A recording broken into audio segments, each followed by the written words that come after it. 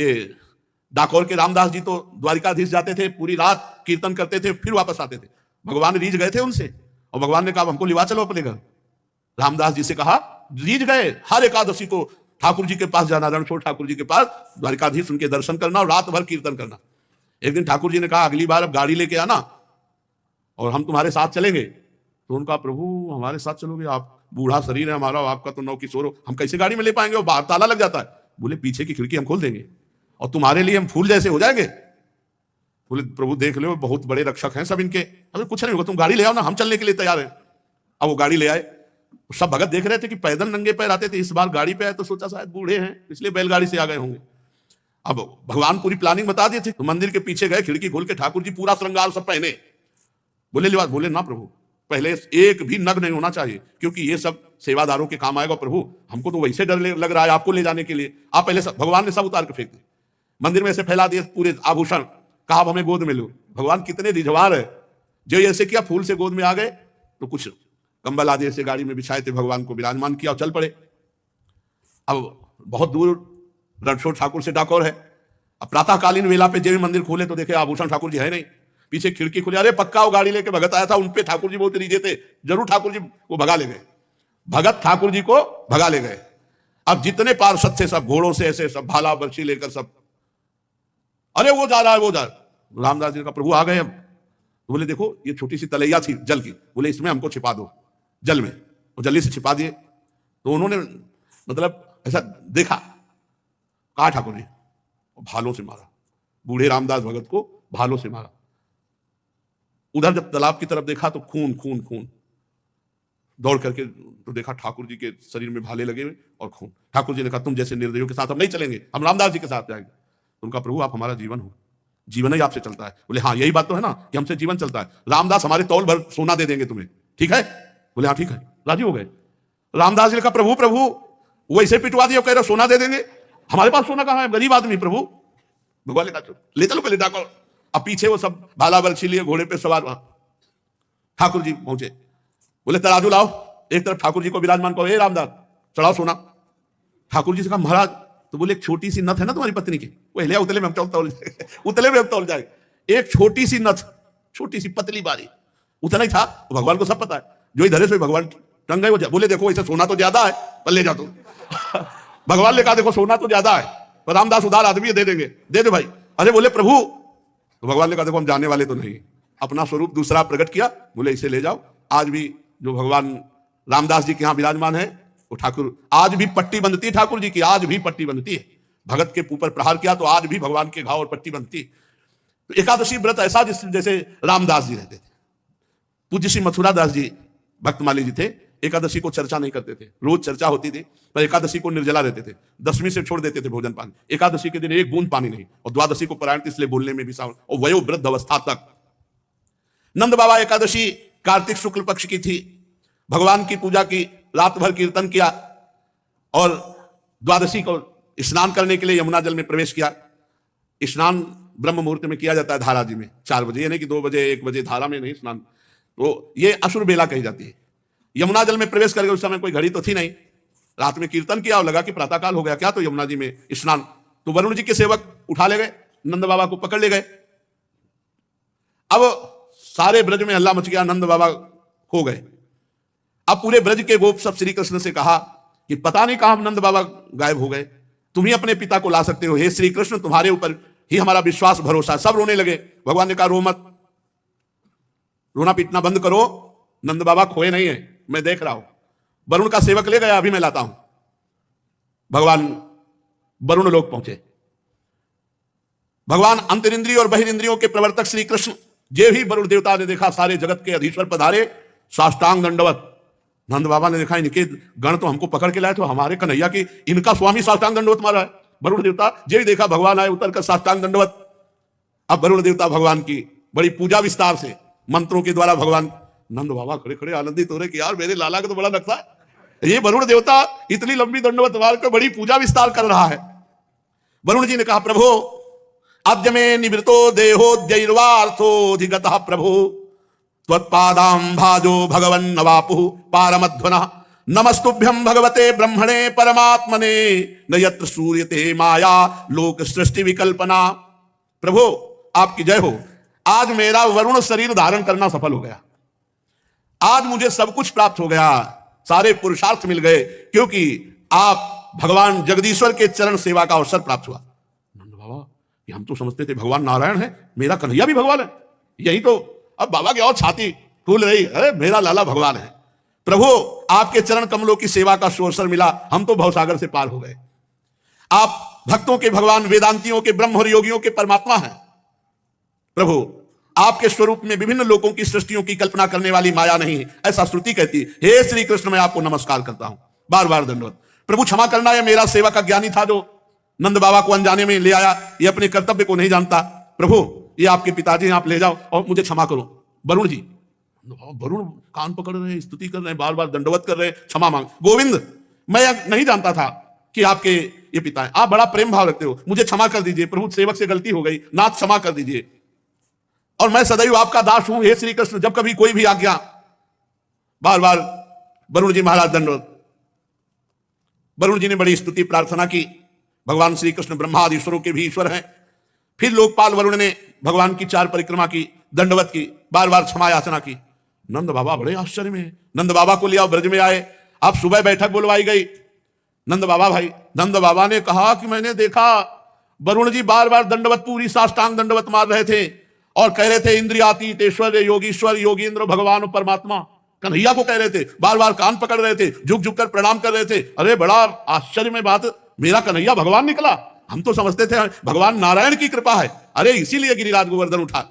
भगवान के प्रेमी गोप सुन करके बड़े आश्चर्य में हो गए, ये कन्हैया भगवान है, हमारा सखा भगवान है। बड़ी उत्सुकता हुई। नंद बाबा के पास से जब हटे गौएं चराने गए ब्रह्म हृदय, तो सब सखा ने कहा, ए भगवान सुनो, तुम भगवान हो। भगवान ने कहा भगवान थे। कन्हैया ने कहा भगवान, तुम वैकुंठ के नाथ भगवान हो, तो हमें वैकुंठ दिखाओ अगर भगवान हो। हमारे साथ खेलता है, हमारे साथ भगवान कहां से हो सकता है, दिखा, हमें वैकुंठ दिखा, जिसमें केवल महान सिद्ध प्रेमी भक्त ही प्रवेश पा सकते हैं।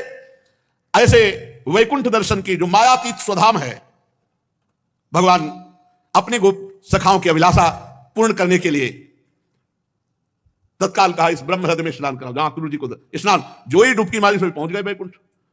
जय विजय नंद सुनंद भगवान के दिव्य पार्षद, दिव्य अस्त्र भगवान, और बड़े ऊंचे सिंहासन पे भगवान विराजमान है। सखाओं को जय विजय, रुको, सर्वलोक महेश्वर अनंत ब्रह्मांड हरीश्वर, ऐसे भगवान के साथ झुक के चलो। दूर से बोले हमें नहीं चाहिए वैकुंठ, इतने ऊंचे में वो बैठा है और यहाँ सब हमको दबकार है, हमारा कन्हैया ही जिससे हम खेलते, हमें वैकुंठ भूल कर वैकुंठ नहीं चाहिए। सोई ऐसे उछरे। भगवान ने कहा, बोले कन्हैया एक बात मांगू, तू मेरा नित्य सखा है, मेरा प्राण, तू मुझे कभी वैकुंठ मत भेजना। मुझे जहां इतनी दूरी हो और जहां ऐसा शासन हो, मुझे वो अपना कन्हैया प्यारा लगता है, जिसके साथ मैं खेलता हूं, जिसके साथ मैं खाता हूं, जिसके साथ विभिन्न प्रकार की क्रीड़ाएं करता हूं। ब्रजवासियों को वैकुंठ फीका लगा। भगवान के प्रेम धाम वृंदावन ब्रजधाम से भी श्रेष्ठ वैकुंठ को माना जाए, तो आप सोचो ब्रजवासियों को अच्छा नहीं लगा और मना कर दिया कि कन्हैया एक बात मुझे दे कि इस ब्रज से कभी मैं बाहर न जाऊं, यहीं का बंदर बनाओ, यहीं की चिड़िया बनाओ, यहीं के पशु पक्षी लता बनाओ, मुझे वैकुंठ नहीं चाहिए। इस संसार में जीव अज्ञानवश शरीर में आत्मबुद्धि करके भांति भांति की कामना करता है, उसकी पूर्ति के लिए पूरा जीवन नष्ट कर देता है। फिर उसके फलस्वरूप वो पशु पक्षी कीट योनियों में जाता है, इसलिए अपनी गति को पहचान नहीं पाता। परम दयालु भगवान ने अपने सखाओं को मायातीत वैकुंठ धाम का दर्शन कराया। भगवान ने फिर सखाओं को ब्रह्मबोध कराया, जिसका सत्य ज्ञान अनंत सनातन ज्योतिष स्वरूप समाधिनिष्ठ गुणातीत पुरुष ही पाते हैं। देखो ब्रह्म सनातन है। सत्यम ज्ञानम अनंतम यदि ब्रह्म ज्योतिष सनातनम, सत्यम ज्ञानम अनंतम यदि ब्रह्म ज्योतिष सनातनम यदि पश्यन्ति मुनयो गुणापाये समाहिताः। जिसमें अक्रूर जी को भगवान अपने स्वरूप का दर्शन कराएंगे, उसी हृदय में स्नान करा करके परम धाम का दर्शन कराया। दिव्य भगवत स्वरूप लोगों को देखकर समस्त गोप आनंद में मगन हुए। भगवान श्री कृष्ण मूर्तिमान ब्रह्म है, मूर्तिमान परमात्मा है, मूर्तिमान भगवान है। ये सब गोपों को आश्चर्यचकित हुआ कि हमारे कितने अहोभाग्य कि हम ब्रह्म परमात्मा भगवान अपने लाडले कन्हैया के हैं। यही ब्रजवासियों की आज भी महिमा है। जो यहाँ के खाटे ब्रजवासी हैं पुराने, ठाकुर जी के प्रति उनके हृदय में अपार संबंध प्रेम है, जैसे घर का, ऐसी बात है। उनके लिए भगवान नहीं नजर आते, उनको मेरे कृष्ण। देखो नंदगांव के जब आते हैं ना, उनकी ठसक झलकती है। बरसाने के जब श्री जी के जन आते हैं ना, उनकी ठसक झलकती है। ब्रजवासियों से जब बात करो ना तो ठसक झलकती, सच्ची कहते हैं। आएंगे, प्रणाम करेंगे, प्रसाद देंगे और फिर कहेंगे, ए बाबा तो आशीर्वाद दूं, लंबी आयु तेरी, कोई नहीं बिगाड़ सकता, अरे लाडली जी की कृपा, वो कहे अरे नंद लाला की कृपा। तो यही ब्रजवासियों की कृपा जिस पर हो जाए तो ब्रजराज उसको कभी छोड़ नहीं सकते। इसलिए इनकी बाहरी वाणी पे मत जाना, बाहरी व्यवहार पे न जाना। इनका व्यवहार थोड़ा टेढ़ा है, वाणी थोड़ी कड़वी भी हो सकती है। इनकी जबान की बात है, हृदय बहुत बहुत प्यारा हृदय है, ये हमने देखा। उनका व्यवहार देखो, ये भगवान के सखागण हैं। इनकी बात समस्त ब्रजवासियों के चरणों में कोटि कोटि वंदना। जिनको श्री कृष्ण प्यारे लगे, वैकुंठ भी प्यारा नहीं लगा, आज भी ऐसे श्री कृष्ण के प्यारे ब्रजवासी जन है। इनका टूक, इनकी चरण रज और इनका आशीष हमको निश्चित प्रिया प्रीतम से मिला देगा। शेष चर्चा आगे। श्री राधा वल्लभ लाल। अब इसका मतलब यह नहीं कि विरक्त भेष है तो भगवान का भगत होगा, संसारी पैंट शर्ट पहने तो संसारी होगा, नहीं, उल्टा हो सकता है। भेष विरक्त है तो हो सकता है वो संसारी हो, और वो पैंट शर्ट में तो हो सकता है वो महान भक्त हो। ये अंदर के चिंतन का विषय होता है। एक भगवत लीला में जाया करते थे देखने, भगवान की, रघुनाथ जी की क्रम से लीला चल रही थी, और उनका एक दोस्त था जो क्रम से नाटक चल रहा था, उस नाटक देखने जाते। अब जो लीला में जाते हैं उनका चित्त बार बार यही कहता कि यार नाटक में क्या आनंद बरस रहा होगा। तो जैसा दोस्त बताता वो बैठे लीला में उसी का चिंतन करते। अब ये जो दोस्त संसारिक लीला देखने जाता था नाटक, उसको लगा यार मैं कितना नीच हूं, मेरा दोस्त भगवान की लीला देखता है, कैसे सुंदर भगवान बोलते हैं, कैसी सुंदर लीला करते हैं, धिक्कार है बहुत, मैं नीच हूं, ऐसा उसकी भक्ति बढ़ने लगी और उसमें संसारिकता बढ़ने लगी। चिंतन, वो जा रहा है संसारिक दृश्य देखने, लेकिन उसको अपने में मैं कितना नीच हूं। तो हो सकता है गृहस्थ वेश में वो सोचता हूं मैं कैसा नीच गृहस्थ हूं, नाना प्रकार के भोग भोगता हूं, धन्य है इनका जीवन जो भगवान में निरंतर लगे हुए, उसकी भक्ति बढ़ जाएगी। और कितने सुखी हैं संसार के लोग, सब भोग भोग के, हमारे पास तो कोई सुख सुविधा नहीं। अब विरक्त होकर विषय चिंतन, भोग चिंतन, वो नीचे पतित हो जाएगा। इसलिए चित्त का मार्जन करना, चित्त को पवित्र करना है। अपने चित्त को देखो कि तुम्हारे चित्त में चिंतन क्या हो रहा है। जो चिंतन है वही साधना है, बाहर की क्रिया साधना नहीं है। बाहर हो रही आरती और चिंतन क्या हो रहा है? बाहर आप भगवान के समीप खड़े हो लेकिन चिंतन में कहां हो? बाहर आप फावड़ा चला रहे हो लेकिन आपका चिंतन भगवान का हो रहा है, आप महान भक्त हैं। बाहर आप सांसारिक कार्य कर रहे हो लेकिन आपका चिंतन राधा राधा, और वो भगवान के समीप खड़ा संसार का चिंतन कर रहा है, खास बात नहीं है। जिसकी भगवान के नाम जप में आसक्ति हो जाती है, वो चाहे एकांत में हो चाहे समाज में हो, वो लाभ ले पाएगा। और जिसकी भगवान के चिंतन में आसक्ति नहीं, तो एकांत भी उसका बंधन कारक ही होगा, क्योंकि उसका मन एकांत पाकर शासन करने लगेगा। इसलिए जिनका मन अभी भगवदाकार नहीं हुआ, उनको रोज सत्संग सुनना चाहिए, साधु समागम में रहना चाहिए। नहीं तो मन बड़ा चंचल है, वो भोजन पाते समय, स्नान करते समय, बातचीत करते समय और शयन के समय ये विशेष चंचल हो जाता है। प्रारंभ में देखा कि जब स्नान करने लगे तो या तो कोई पाठ लगाओ, नहीं तो विस्मरण हो जाएगा सोच स्नान के समय। भोजन पा रहे हो तो कोई बड़ा पद लगाओ, जिससे भोजन पा रहे हो शुरू कर दो, प्रथम यथामति प्रणमोसी वृंदावन अतिरम्य, अंदर ही अंदर, और पूरी एकाग्रता रखो। देखो आपका भोजन भी भजन हो जाएगा। और शयन के समय पूरी साधना करके जब मध्याह्न में विश्राम या सायं शयन, एकांत में रात्रि में शयन, उस समय मन बड़ा चंचल होता है। उस समय संभाल लो। कोई आजकल तो मोबाइल चल गए, पहले तो थे नहीं, तो मोबाइल आदि से गंदी बातें देखना या गंदा चिंतन करना या कोई गंदा पूर्व का पीछे का, ये आपको पतित कर देगा। बहुत सावधान। और बातचीत करते समय भजन छूटता है, लेकिन अभ्यास करो सामने नाम लिखने का। तो बातचीत हम कर रहे हैं लेकिन वो एकाग्रता हमारी अंदर ही अंदर नाम में लगी हुई है। भगवान के नाम का जप और गुरु और संत सेवा, भगवंत सेवा, ये बहुत जल्दी अंतःकरण को पवित्र करते हैं।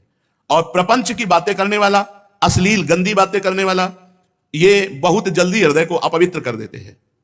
ऐसे भजन से कोई लाभ नहीं मिलेगा जो अश्लील संभाषण स्वयं बोलता है, अश्लील बातें सुनता है, प्रपंची लोगों के बीच में बैठता है। सांसारिक लोगों के बीच में बैठने वाला कभी भजनानंदी नहीं हो सकता। हाँ, जो भजन में परिपक्व हो चुका है, सिद्ध हो चुका है, तो श्रीमद राधा सुधानिधि, वो चाहे बहिर्मुख पुरुषों के बीच में बैठे, वो चाहे विषयों को ग्रहण करे या त्यागे, वहां कोई फर्क नहीं पड़ता, क्योंकि भगवदाकार वृत्ति रहती है।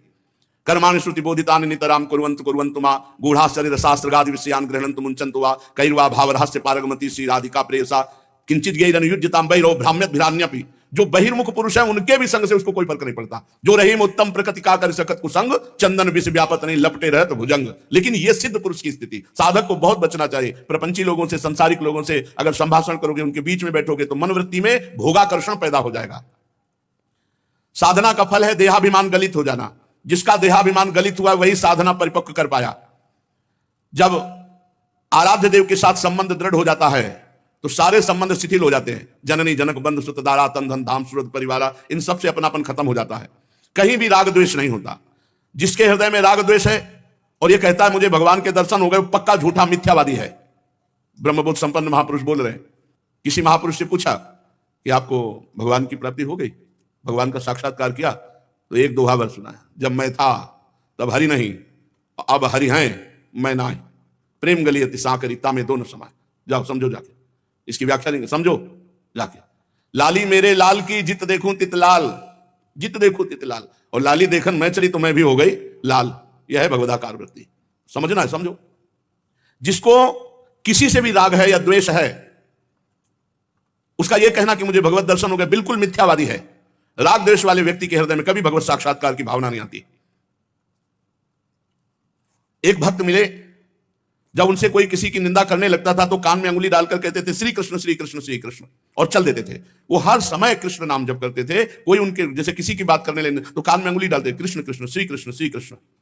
इसलिए चाहे भक्त हो, चाहे ज्ञानी हो, चाहे योगी हो, जो दूसरों की निंदा करता है, निंदा सुनता है, वो पतित हो जाता है। भक्त ज्ञानी योगी इनको व्यर्थ की बातें सुनने और कहने का स्वभाव नहीं होता। ये जो भक्त ज्ञानी और योगी का नाटक करते हैं, यही प्रपंच करते रहते हैं। यही समझ में नहीं आता है कि हमारा उद्देश्य क्या है। अरे भाई, सनातन को समझो।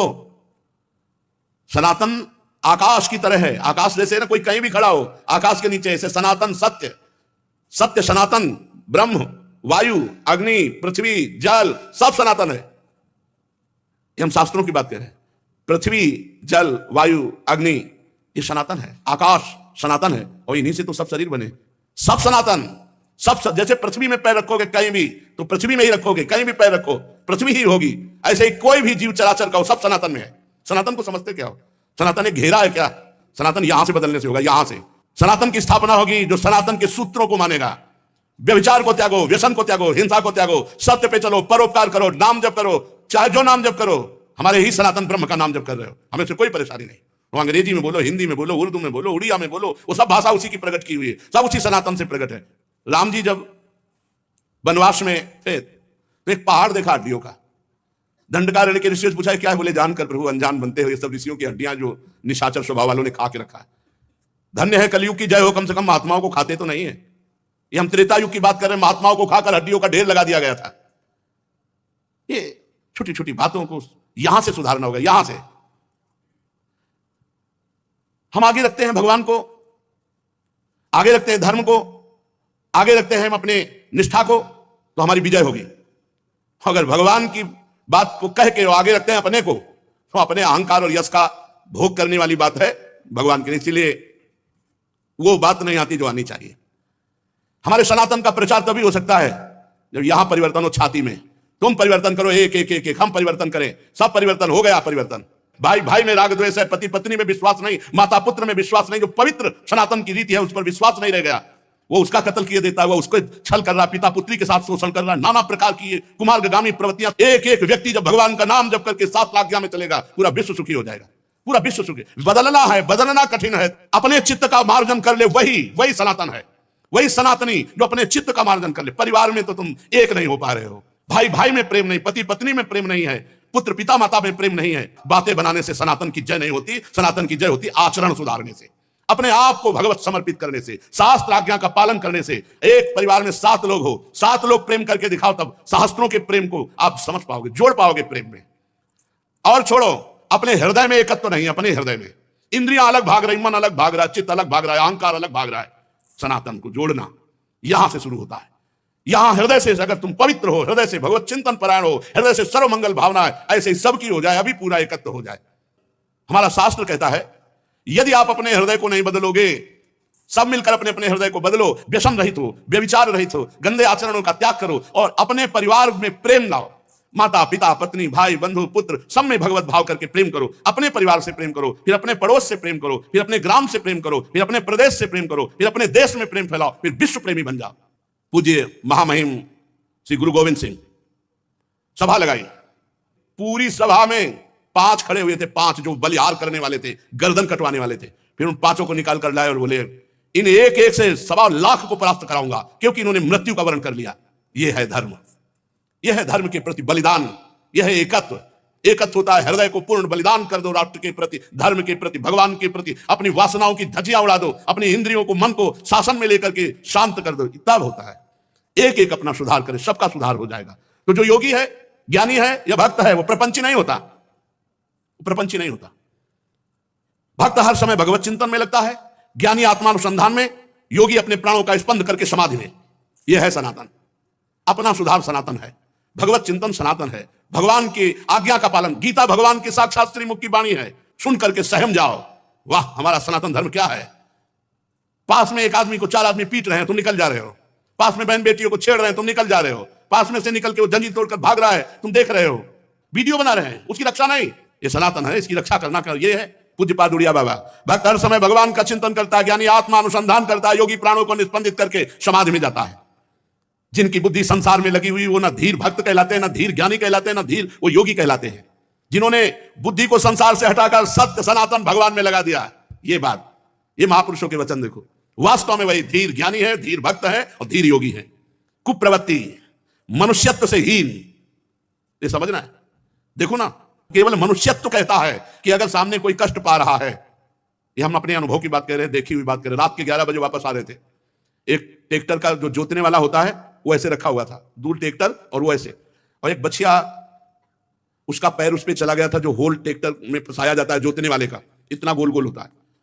देखते देखते सामने एकदम दौड़े, हम कह रहे हैं तो टूट जाएगा उसका पैर, इतना पैर अंदर चला गया था। अब उसका ऐसे पैर पकड़ लिया कि हिली तो टूट जाएगा। अभी 9 किशोर बछिया थी, तो मतलब शासन में भी उसको लिए हुए थे पैर, नहीं तो गाय होती तो पकड़ नहीं सकते थे। 4-5 लोग निकले, हम कहा भैया थोड़ा आजा, थोड़ा गाय को संभाल ले, इसको उठा दोगे तो इसको बच जाएगी। पुकारते रहे, कोई नहीं आया, वो सब ऐसे निकल गए। यार कैसे मनुष्यत्व से हीन है। मन में आया कि बड़ा गेट था, हम कहा दौड़ के बजाऊं तो इससे शायद कोई निकल आए। जो ही गेट तक गए सो पूरा चर से पैर हुआ टूट। अब वो तो उसको क्या ज्ञान, वो पूरा पक्का लोहा तो ऐसे टूट के फिर हृदय पूरा कलशता रहा कि भगवान में बचा नहीं पाया। अब हमारे सहयोगी, अगर वो 4-5 लोग निकले थे, चिल्ला चिल्ला के कह रहे थे, पास से निकले थे, कोई सहयोग देने। ये मनुष्यत्वहीन स्वभाव जो बनता चला जा रहा है। आप देख लीजिए, एक आदमी गिर के फिसल के मरने की कगार, वो वीडियो बना रहा है। उसकी जान बचाना काम नहीं है, वीडियो बनाना काम। एक आदमी एक्सीडेंट में तड़प रहा है, वो वीडियो बनाना जरूरी। शीशा खोला, कार धीमी की, वीडियो बनाया, निकल गए। मुझे समझ में नहीं आता, समझ में आता यहां सुधार करो। पूज्य बाबा, कुप्रवृत्ति, मनुष्यत्वहीनता, संसार के भोग रूपी विष्ठा का कीड़ा, पशुधर्मी, मोहांध, भगवत चिंतन रहित, ऐसे नारकी पुरुष होते हैं। इनका संग कभी नहीं करना चाहिए। ऐसे नारकी पुरुषों के लक्षण ये हैं, कुप्रवृत्ति, गंदी बातें, मनुष्यत्व से हीन, ये मनुष्यत्वहीनता है। मनुष्य का कार्य है, मनुष्य का केवल, वो कोई भी कौन सा मनुष्य है, परोपकार, किसी का संकट देख के कूद पड़ना, उसके संकट से उसको बचाने की कोशिश करना। परहित लाग तजय जो देही, संतत संत प्रशंसा देही। जो इस संसार भोगों की विष्ठा का कीड़ा बना हुआ है, पशुधर्मी है, मोहांध है, ये सब नरकगामी पुरुष होते हैं। ऐसे लोगों का संग नहीं करना चाहिए। श्रीमद् भागवत महापुराण, सच्चिदानंद बपू भगवान श्री कृष्णचंद्र जी के द्वारा गिरिराज गोवर्धन का उठाना, समस्त ब्रजवासियों की रक्षा करना, 7 दिन 7 रात तक भूख प्यास सहते हुए अपने समस्त ब्रजवासियों की, भक्तों की, संतों की, गौओं की रक्षा की। परीक्षित ब्रज के गोप भगवान श्री कृष्ण के ऐसे अलौकिक कर्म को देखकर आश्चर्य में पड़ गए। उन्हें भगवान की अनंत शक्ति का तो पता था नहीं। सब ब्रजवासी जन एकत्रित हुए और कहा कि नंद का जो लाड़ीला लाला है, ये बड़ा अलौकिक है। जैसे गजराज कोई कमल को उखाड़कर उसे ऊपर उठा ले और धारण कर ले, वैसे इस नन्हे से 7 वर्ष के बालक ने एक ही हाथ से गिरिराज गोवर्धन को उखाड़ लिया और खेल खेल में 7 दिन 7 रात तक उठाए रखा। भला यह मनुष्य के लिए संभव हो सकता है? अरे भाई, जब ये नन्हा सा बच्चा था 6 दिन का, उसी समय बड़ी भयंकर राक्षसी पूतना आई और इसने आंख बंद किए किए ही उसका स्तनपान किया। स्तनपान क्या किया, उसके प्राणों को पी डाला। अरे भाई, जिस समय नंद का लाला 3 महीने का था, छकड़े के नीचे सोकर, तो इसने पैर ऐसा उछाला कि भारी और सामान युक्त वो छकड़ा उलटकर गिर पड़ा।